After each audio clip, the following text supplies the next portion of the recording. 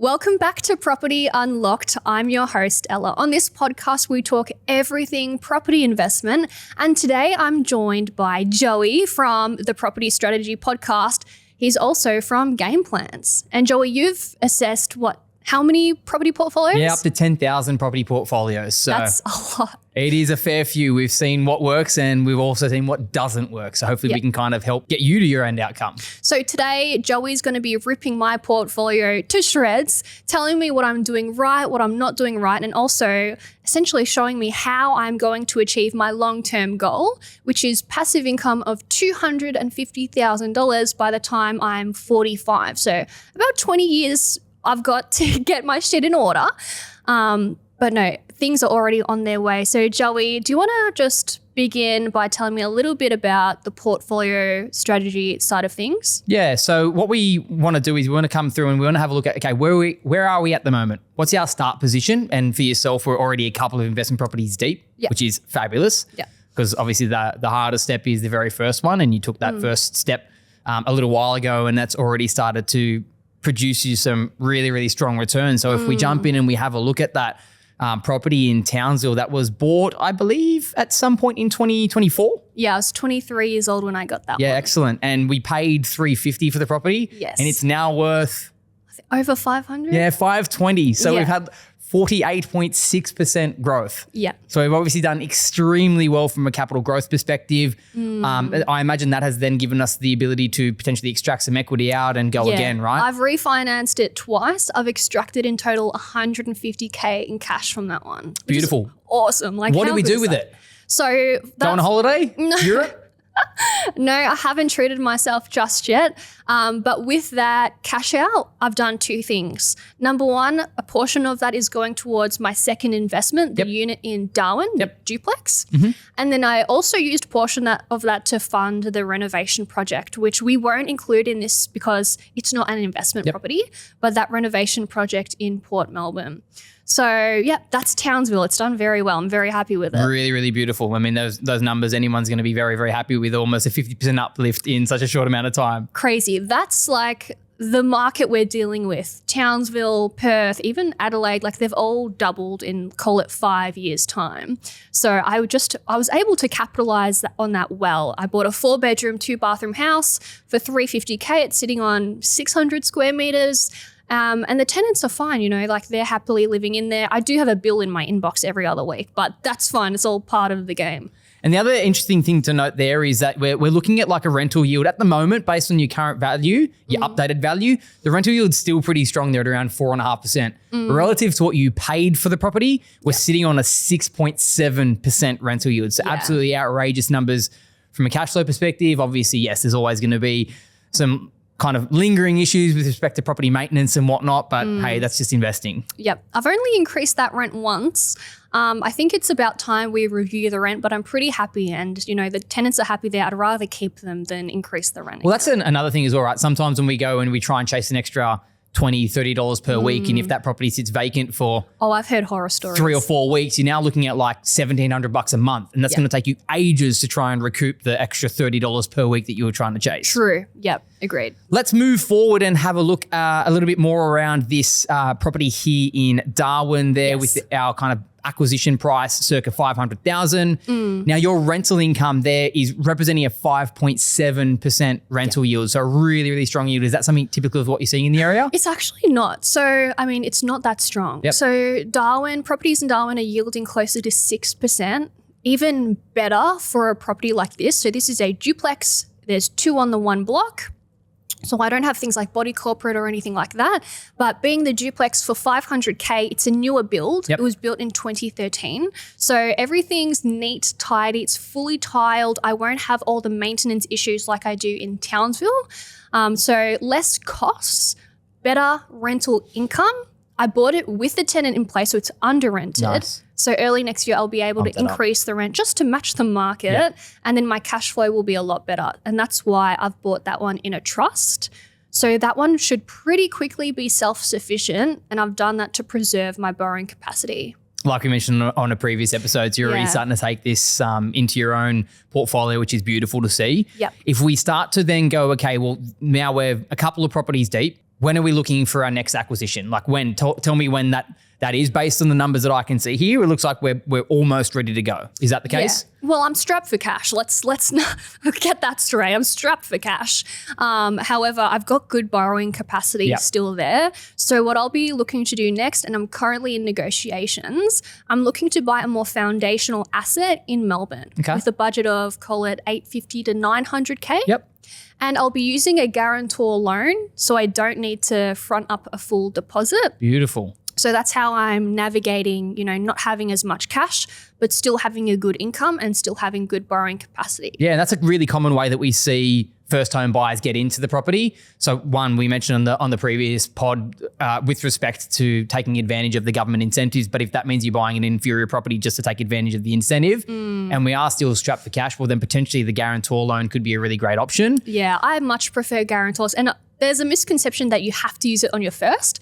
Not true. I've seen so many people use guarantor loans for their second, third investments. And it's just a good method if you have the borrowing capacity, but you don't have the 20% deposit. And it also doesn't mean that you're tied. Like, for example, if we're taking parents' property as security to cover the 20% plus costs, doesn't mean that you're forever and a day tied to that asset there. And we usually see, depending on the growth rates, maybe after, say, 3 years of ownership, that the LVRs drop below 80%. And once that LVR drops below 80%, we can release that additional property as security and then the monkey's off your back, so to speak. I actually had a client from Melbourne named Charlie. He bought a house in Townsville using the guarantor loan. He got rid of his guarantor within 12 months. If you had to use guarantor for the property in Townsville, you would have got rid of that in less than 12 months. I should have done that. Anyway, okay, one thing I want to say, this next asset in Melbourne, it's more foundational. It's going to be way more negatively geared, but I'm getting a solid block of land in, call it Ferntree Gully in the east or call it Glenroy in the north. Yep. Could be either or. Whereas my other two assets, both Townsville and Darwin, they're not foundational cities. You don't have 40 years of historical consistent growth. It's very, you could say boom and bust, or you could say cyclical. I mean, Townsville has boomed over the past 5 years. It's not going to do that forever. So I have those more speculative assets in my current portfolio. I want to now get a more foundational asset where I know I can hold a house in Ferntree Gully till retirement. Correct. It's going to perform well. Yeah, and what you mentioned there kind of hit home with respect to the fact that this property might be quite negatively geared. Yeah. And so like with respect to that, like we mentioned in a previous episode, a way to potentially solve that issue could be a granny flat play. Is that something that you would explore? That's something that I'd love to model into the platform here. Yes. Okay. So I'd love to build a granny flat. I've seen clients build granny flats for as little as 160 and as much as 180. What would you be looking at, Joey? I'll put in the higher end. So let's go as 180K as your granny flat spend. Yep. Then obviously after completion, we're then going to get a nice uplift in terms of the rent. I'm not going to increase the value of the property. I'm going to say $1 in is $1 out. So I'm going to say that your property is going to increase by $180,000 in value and no more than that. Yep. For the reasons previously. Sweet. So when I first buy let's call it a house in Ferntree Gully, my yield's going to be around 3.5%. Correct. How much will the granny flat improve that by? Yeah. So what we're looking at there is a post-renovation yield of say 5%. Awesome. Which means that we're going to be bringing in around say $1,200 per week across front house and back house. Yep. And your property's worth around, say, 1.2 by this point. We've had some market growth helping you, plus also the granny flat addition is going to increase the value of that property as well. So say 1.2 for your $1,200 per week in rental income. Should I be building a granny straight away or waiting? Standard guidance that we might give is do your acquisitions and then come back and do your value add play unless. Okay. And you're a perfect example of the unless. Unless cash flow actually dictates that we might need to bring that forward in order to help get us into the following acquisition, or to help solve a short cash flow, I'm not going to say the word crisis, but a cash flow constraint that we might have with respect to holding costs in the portfolio. Because when we come through and then when we do the granny flat addition, we go from like a negative $30,000 cash flow position across your entire portfolio to now a negative 10. We've basically shaved $20,000 of negative cash flow off your portfolio. Yep. So that in that instance, it may actually serve us to bring that granny flat build forward, helps solve a little bit of cash flow concern that we may have, and then helps to then alleviate some of the borrowing capacity constraints that we might have had by holding a negative $30,000 portfolio. Yep. Okay. So I've got the third asset now. I've let's say I've just bought this house in Ferntree Gully. I've built my granny flat. What's my overall negative gearing position? Yeah, so after that kind of granny build, we're looking at, say, a negative 10 position across the board. Really? Yep. That's not bad. Not bad to hold 3 assets. I've seen a hell of a lot worse. I've seen in some instances for holding 3 properties like negative 60. Yeah. So say 20-ish thousand per property. And so that's because the 2 assets I have, Townsville, nearly neutral. Darwin, it will be positive cash flow. And then Ferntree Gully, add the granny flat, basically neutral. Pretty much. And so the only thing there we're factoring in are the running costs of your property. So things like your rates, insurances, maintenance, water, things like that is the only thing that's pulling you back from a cash flow perspective. But otherwise, rent versus your payments, you're pretty much self-sufficient by this point.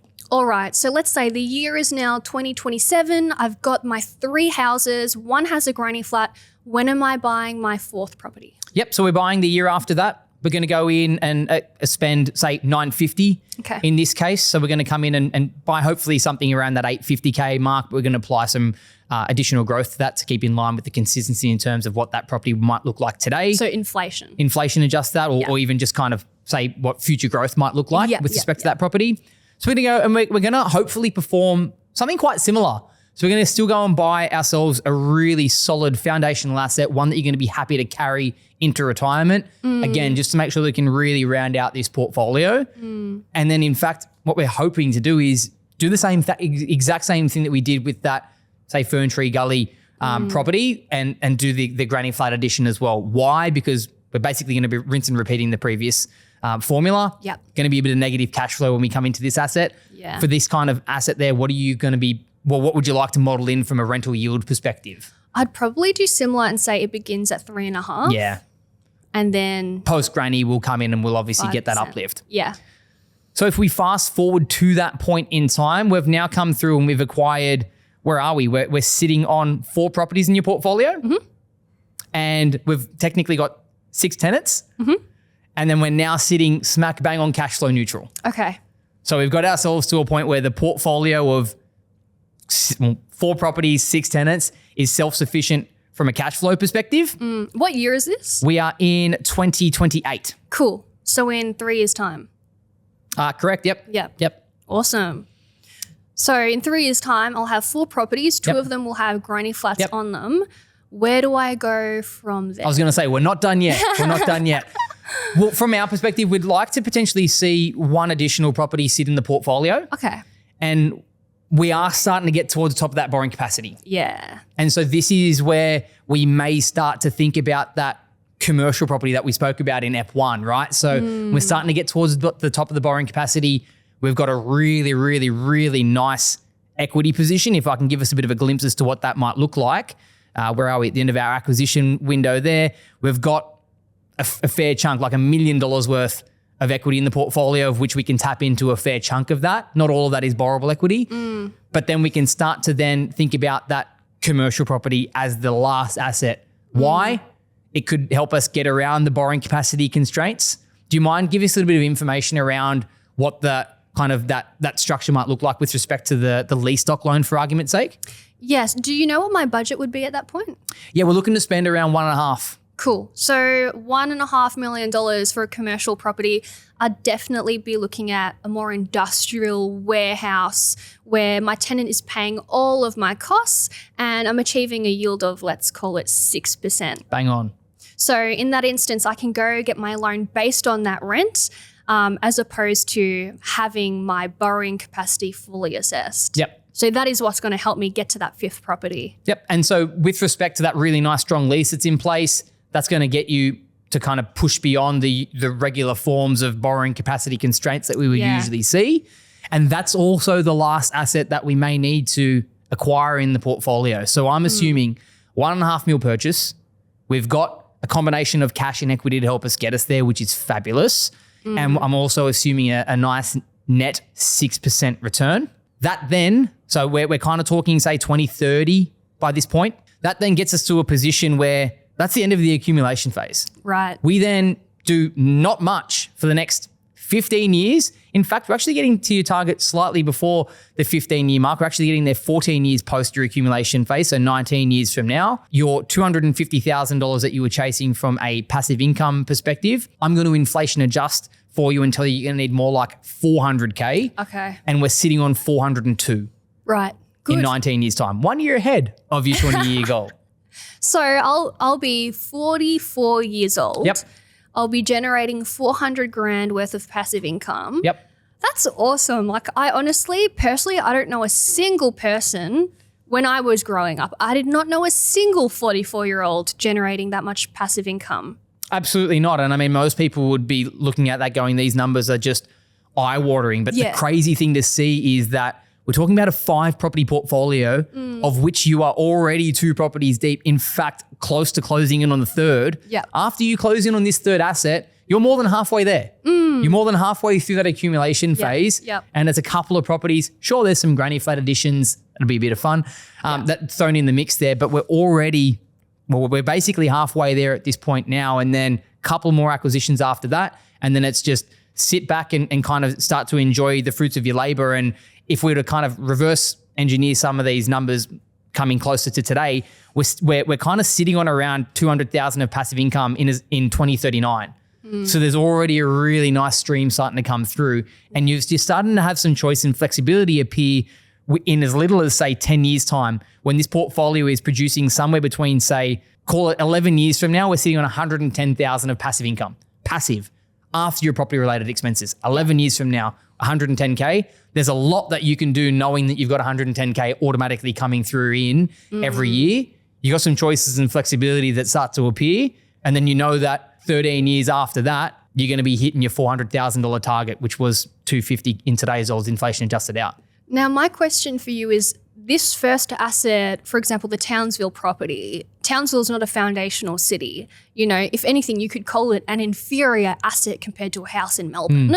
Would you ever recommend that I sell that property or hold on to it for the passive income? Yeah, I mean, that's where it really comes down to what you kind of believe in terms of the long-term traits for that particular market. And like you mentioned there, perhaps it's not one that you may want to hold into retirement. So it may be a play that you maybe liquidate that asset. Again, liquidating an asset, it obviously reduces the amount of passive income that's coming through, particularly by which point it would be a self-sufficient property. In fact, it may actually be producing some passive income for you.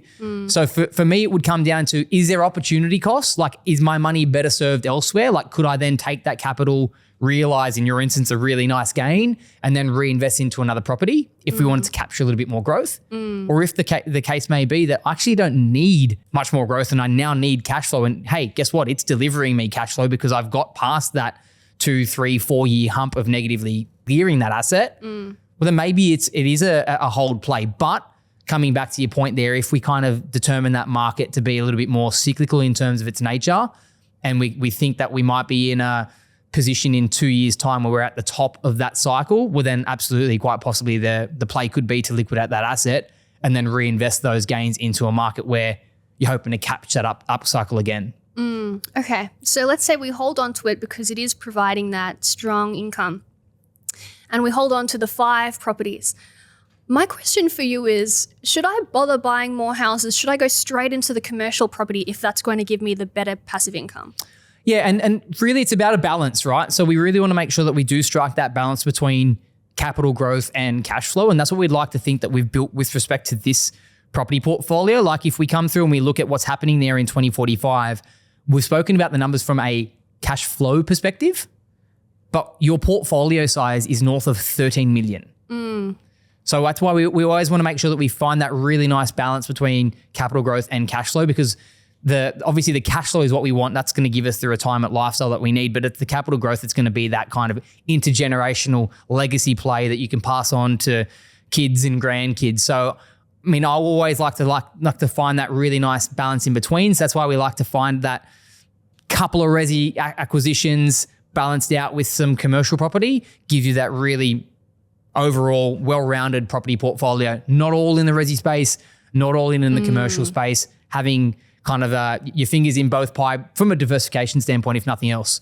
Do you see many clients selling their resi portfolio when they're at retirement and rolling it all into commercial? Is that something you see often? Yeah, so I mean, I wouldn't say all of the resi portfolio, but we definitely do see at the very least a partial sell down, and we kind of call that, say, a divestment reinvestment play. So you might have, say, 4 assets, and then in order to get into that commercial property, they may need to divest of some of their resi portfolio. So maybe it's we have 4, we sell 1, or maybe we sell 2, and that allows us to put down, say, a big 50, 60, 70% deposit on that higher cash flowing commercial property. So we definitely see that as a really, really common strategy. If you can afford to hold them all, well, then why not? Yeah. But often people from a cash standpoint don't have the cash to get in there, don't necessarily want to be carrying too much debt moving into retirement. So we do see plenty of investors sell off some assets and then pivot into commercial. Yeah. And part of the beautiful thing about what I do daily is you get to see people who are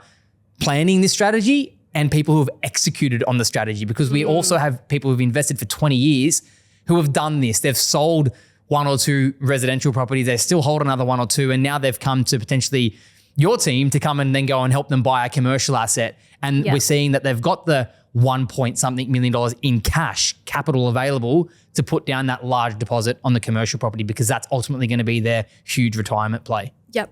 Now, building a portfolio, the buying entity and the structure is a pretty important conversation to have. This next property I'm buying in Melbourne will be in my personal name because I'm getting the guarantor loan. I don't believe you can buy a guarantor in a trust. So in hindsight, should I have bought all my properties in trusts? What are your thoughts on that?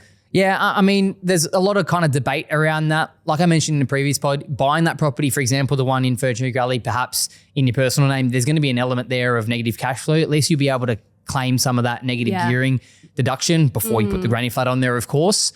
There's a plethora of reasons as to why we would want that kind of exposure in the personal name and in the trust structure. It really depends on how many properties we want to carry in the portfolio. Should you buy every property in the trust? They're expensive. There's establishment costs. There's ongoing running costs to maintain the trust moving forward. So that's why we usually would see people kind of start in the personal name and then look at trust structure. I actually, for myself personally, bought personally, then trust, and then went back to the personal name as well. Yeah. So it doesn't have to necessarily be how you bought in your personal name. It's the worst thing in the world. The best thing is to make sure you get into the best quality asset at the end of the day. And knowing what I have bought, Joey, like the house in Townsville, the property in Darwin, if you could rebuild my portfolio from scratch, what would have been the first property you would have bought? Yeah, perhaps maybe more of the foundational play up front. Yeah. Understanding that maybe, yes, it comes with a little bit of negative cash flow. And potentially slower growth. And a little bit slower growth.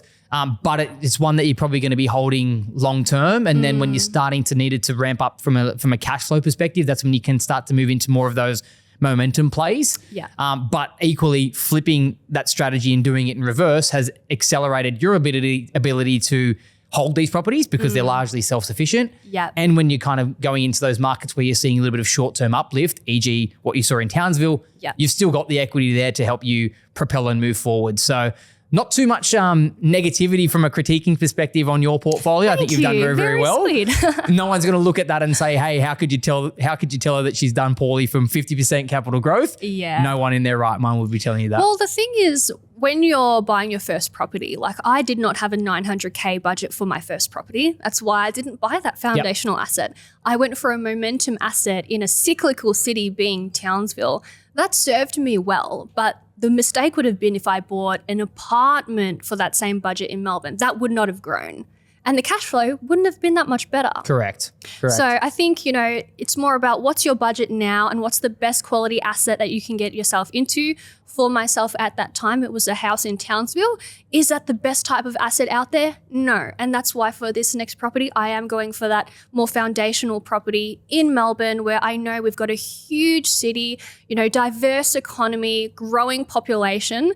And that's why that asset will serve me a lot better next. So it looks like we're doing 2 more foundational assets, 1 commercial property, and I'll be able to retire pretty comfortably in 20 years' time. Absolutely. A couple of granny flats thrown in there. Yeah. You may or may not decide to execute on both of them. Maybe one of them to just kind of kick things on from a cash flow perspective, just from a carrying cost in the early phase might be maybe beneficial to you. But at least you got the options open to you. And we see this all the time on collaborations that we have with joint clients, we see that even if we don't execute on that build, the fact that if you buy that site that is large enough, it has the land size that's applicable, it has the street frontage, it's going to be desirable down the track if you ever did need to or want to liquidate the asset. It's going to be potentially a site where someone could do a subdivision. It's going to be a site that's going to be more favorable from a someone who wants to do a granny flat addition down the line. So I think making sure that we focus on the best quality asset that your budget allows you is paramount. And then obviously whether you choose to execute on any of those value add plays, well, that's a decision for you later on down the line. So 5 properties by retirement, I'll have $250K in passive income in today's dollars. 5 properties doesn't sound like, I mean, it's a lot. That's 5 properties is a lot. No one needs 5 properties. No. However, it's also not 10 or 100 like what you see these property gurus have. Is there any reason for me to buy any more than 5 properties, or would it just be silly? Yeah, so from my perspective, if you're adding more properties in, you're adding more debt to the portfolio. And in fact, I actually modeled this in, and adding in another property in actually pushed your passive income target out by another 3 years. Wow. Doesn't that sound so counterintuitive? Adding property you'd think would shave years off. In your instance, it actually has pushed the target further back. Now, why? We've taken out equity out of your portfolio, say 106, 107% lend, with a 5% rental yield with an interest rate of mid-5s. You're actually delaying things. You get more cash flow in 30 years' time, but it's actually pushed your target further back. So I always like to come back, and this is fundamentally what we do. What's your target? Reverse engineering that back to today and figuring out what the minimum number of assets that you need. Because I personally would rather hold 5 really quality assets where I'm not getting bombarded every second of the day with a property manager saying, your aircon unit, your hot water system, you got a block drain for the 50 properties in the portfolio. Like I'd rather hold fewer assets, better quality. And in this instance here, I've tried modeling that in for you, and it actually has pushed your retirement even further out. Would you say that's the same for every client you speak to? Like 5 properties is the sweet spot? Usually between 3 and 5 assets is probably the number. And obviously it comes down to goals, right? If we came back to the previous avatar there of say 150K is the average target as to what we'd see, it usually is say a 3 to 5 property scenario. In some instances, it's more like a 3 to 4 scenario that actually gets us to that 150K. It's when we want to push beyond that 150K limit or target, that we need to then potentially acquire a couple more assets. So if anything, I'm already being greedy saying I want 250K. You are, and that's the reason why we need that 5th property to help kick us along there, because without that last commercial, we were falling just a little bit short from a cash flow perspective. How much would I be retiring on with just 4 properties? I can tell you exactly that. If we came through and then we got rid of said commercial asset, we'll come in and we will zero that purchase out, and we'll have a look to see what our targets reduced down to. So remembering that we were chasing 250K. Now that 250K we said inflation adjusted out to 400K. And now we're falling, I mean, it's not terrible, 330 grand. Okay. So but in the year prior when we were actually crossing that threshold, we're actually now at 310. So it's like a $90,000-ish difference from a cash flow perspective. Still at the age of 40, am I Still at the age of 40, yeah. So it's there's a bit of a trade-off there. You don't technically cross that threshold in terms of what that target was. So that additional asset helped you get there. One after that actually delayed things even further. So that's why it's about finding that sweet spot for every individual client, because everyone's got their own goals, their own targets, their own incomes. What's the most extreme property portfolio you've seen someone build, and what was their passive income at retirement? I've seen a $1 million passive income target, which inflation adjusted to, I think, say 1.7. And now this person was earning $1 million a year. Wow. What was their job? Really, really cool. I don't even remember what his name was, but he creates YouTube content doing season summaries of TV series. I know someone who does something similar. Maybe it's the same person. And they're making bank. Making absolute bank. From Melbourne? No. Okay. It seems like there's a few in that industry. There must be a few of them, but his portfolio was incredible. How many properties? Incredible. Didn't need that many. Why? Because he had a heap of income coming through. He had deposits. He could then get into those larger valued properties. Right. So he had a huge portfolio value, but again, still only needed to carry 5 or 6 properties to actually get to that target. Right. So even that client, $1 million of income, they want to retire on $1 million. But again, with your $1 million income, he's got hundreds of thousands of dollars in deposits. And in fact, could potentially buy some of these properties in cash. So no debt or little debt, or he can leverage into, say, really high value commercial property. Yeah. And so he might be able to go and buy a $5, $6, $10 million commercial property. So he doesn't need 10 of those assets in his portfolio. Can you tell me what mix his portfolio was? Was it mostly resi, some commercial? Balance. So it had a nice owner occupier, no debt against it, important. Classic. Had a couple of investment properties in the resi space, but largely large value commercial properties. Awesome. So that was a really, really, really cool, fun one. Killer. And a young dude as well. So that was really, really impressive. Awesome. That's very inspiring. But it's amazing to see that even for someone going for $1 million in passive income, they only need 5 properties. Correct. Yep. Just higher value properties. Yep. Awesome. And then if you need less, because we're talking about 150K, but we've seen it where some people are happy chasing 50K. What was 30K, my mortgage broker? 30K, $30,000 passive income target he'd put in. He's a humble guy. Very, very humble. But we do see it, like, so some people are happy with 80,000 in passive income, and they only may need, or maybe they can only get into, their borrowing capacity may only dictate that they can get into, say, 2 or 3 assets. But in some instances, maybe 2 is enough for them to actually get to that goal. So that's why it is always down to the individual. What are you striving for? What steps can you take to get there? What are your barriers going to be, and how do we negate and get around them? Okay, so for myself, in terms of building my portfolio, I'm nearly halfway there to reaching the portfolio that I need, and that's 5 properties, 4 residential. 2 of those residential are nice big foundational assets. The other 2 are smaller momentum assets, and then I'll need 1 commercial, and then I'll be able to retire by the age of 40.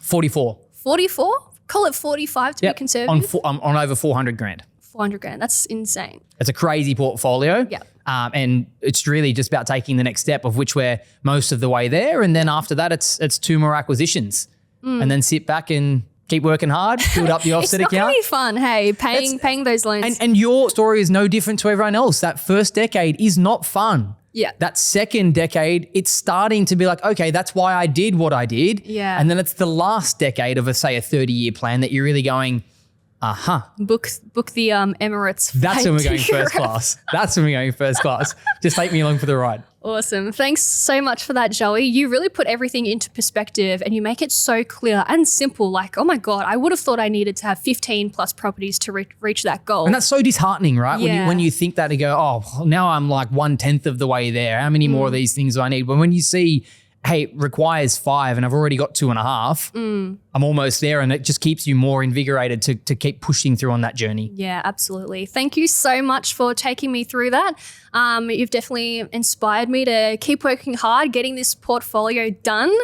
Thank you so much, Joey, and I'll see you on the next episode. Thanks for having me. Thanks, guys. Make sure to like and subscribe and tune in for the next one. See ya.